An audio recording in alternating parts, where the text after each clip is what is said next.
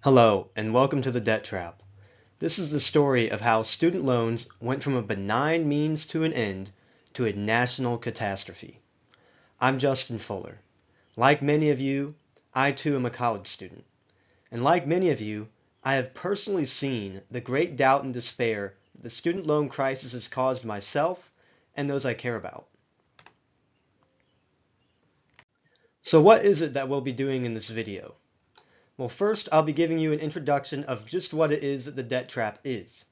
Then, I'll take you through the story of its origins back in the 1950s in the Cold War, what it looks like today for millions of Americans, and what it might look like for us moving forward tomorrow. Then, to close it out, I'll offer a couple of practical solutions that we, as Americans, can implement today to ensure that we do not become casualties of this debt trap. So, first let's start with the $2 trillion question. What is the debt trap? The debt trap is a term coined by Josh Mitchell, one of the nation's foremost banking and finance reporters for the Wall Street Journal.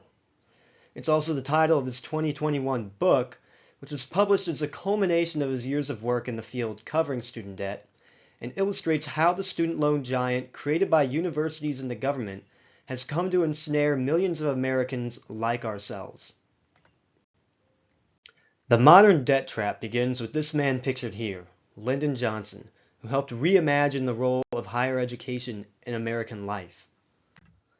Now, although the modern debt trap begins with Lyndon Johnson, to really understand it, we need to go all the way back to the time of the Civil War, when in 1862, the passing of the Morrill Act helped finance land-grant institutions for the advancement of education in the agricultural and mechanical arts.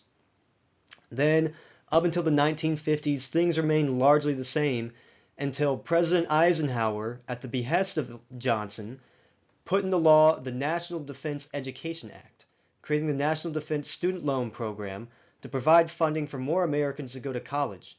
This is in response to the great space race of the Cold War, when President Eisenhower and Johnson realized that Americans needed to pick up on the development of their technological industry to help compete with the Soviets. Then, in 1965, President Johnson declared higher education no longer a luxury but a necessity as a part of his Great War on Poverty. In 1972, Congress responded to this call, chartering Sallie Mae to help inject banks with cash so that they might offer student loans. Then, in 1976, Congress took this a step further by offering a 100% guarantee to lenders of student loans, thus birthing the era of no-consequence lending.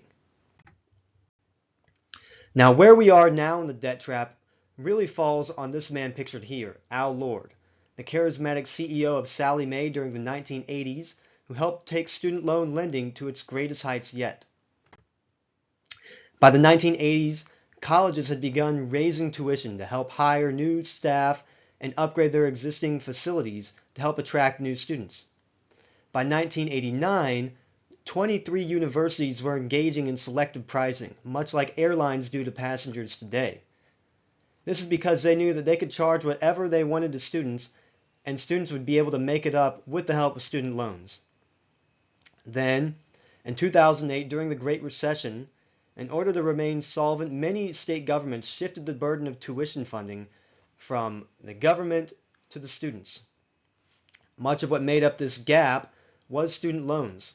Suddenly, millions of Americans found themselves even greater burdened by the debt trap.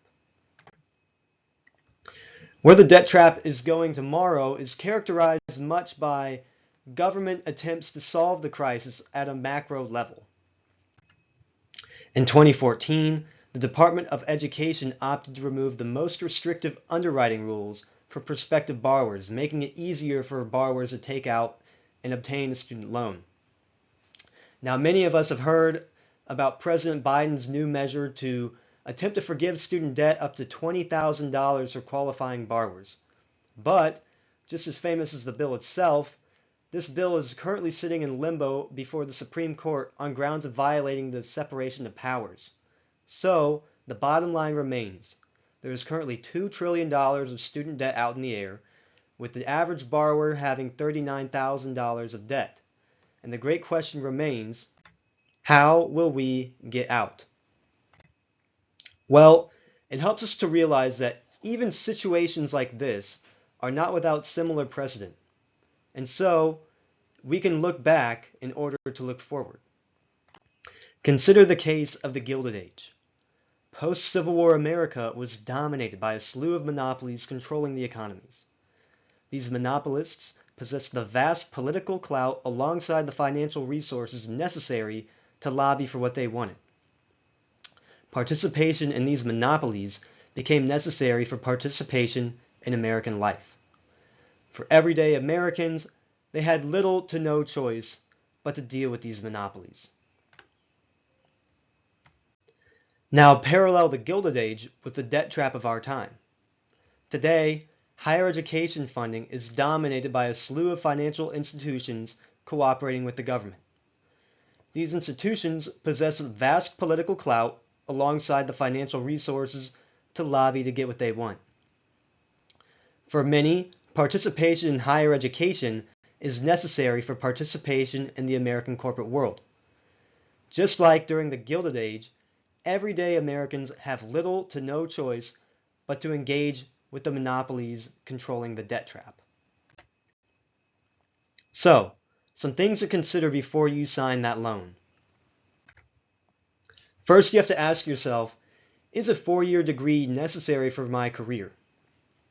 So many jobs don't even require 4-year bachelor degrees, but many people who enter these fields aren't even aware of their options, so they still go to school and enter the workforce with thousands of dollars in debt. Moreover, many people will find themselves asking, is graduate school the next step for my career? While graduate school can be great to help develop expertise in a field, it should not be seen as a way to delay entering the workforce. For those considering graduate school, maybe you should ask yourself if you could find an employer who would help sponsor your way through that program. A second question to ask yourself is, will my degree help me find work post-grad? We all know that college is a time to have fun, but let's not forget the real reason why we're here is to get a good job afterwards.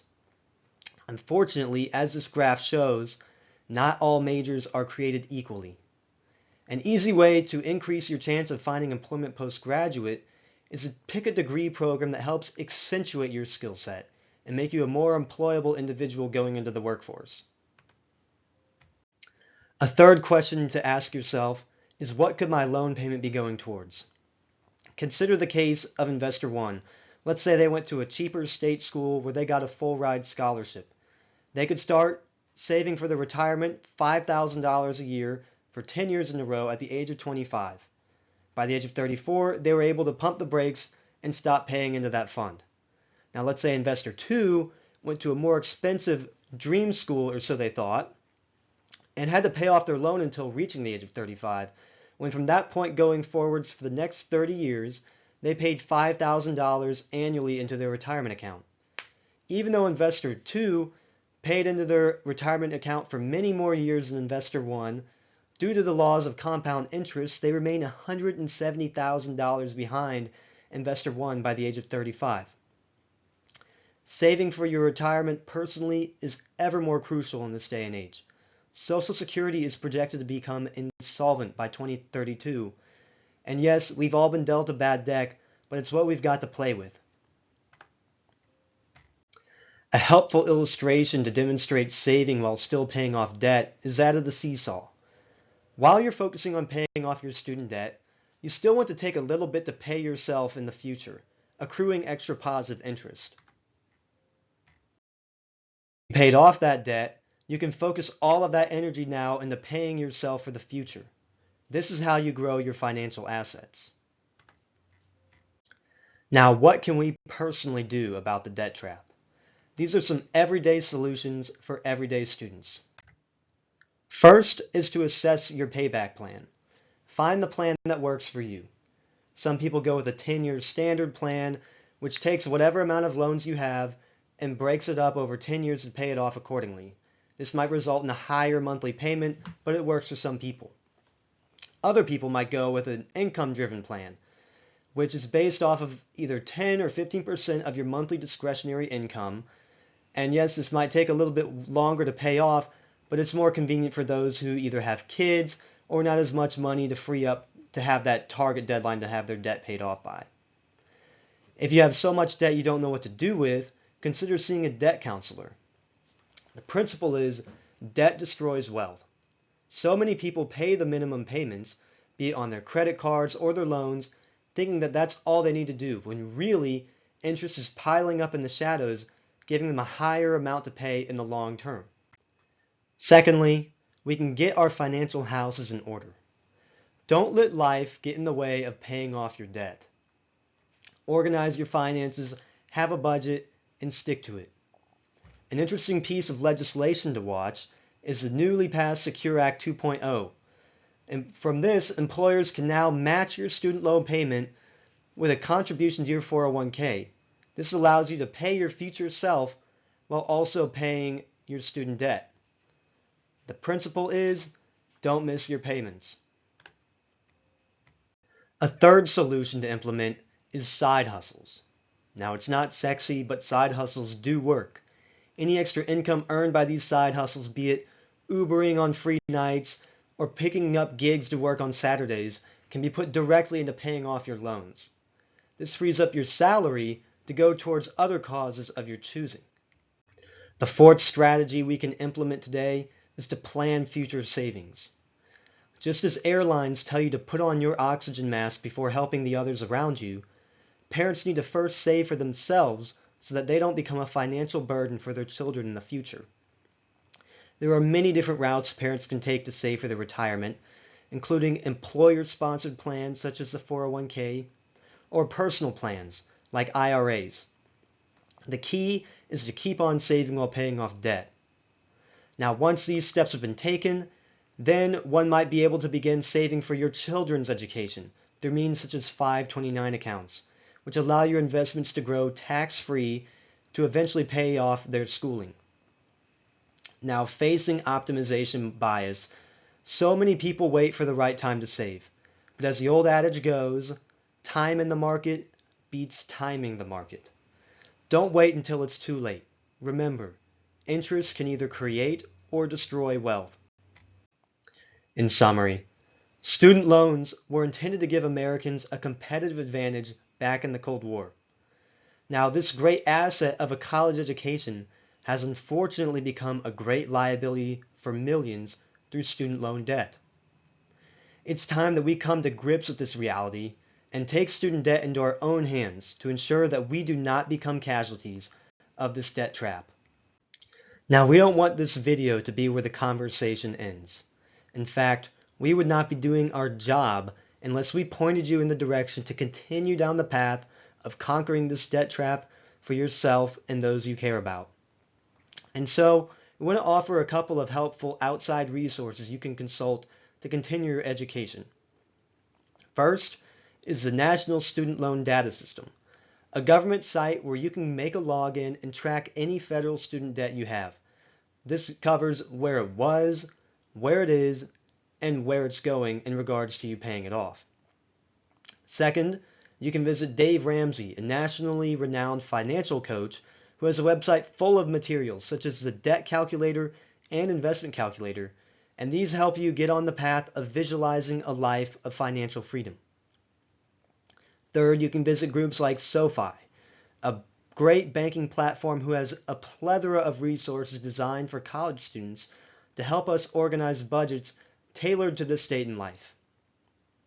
Lastly, if you still think you need any extra help, groups like GreenPath are nonprofit student loan debt counselors, and they're willing to offer a free counseling session to begin developing a personalized solution plan to your student debt.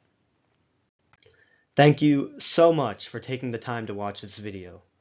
I hope that through it, you've been able to learn about what went into creating the student debt crisis and what you can begin to do to get out.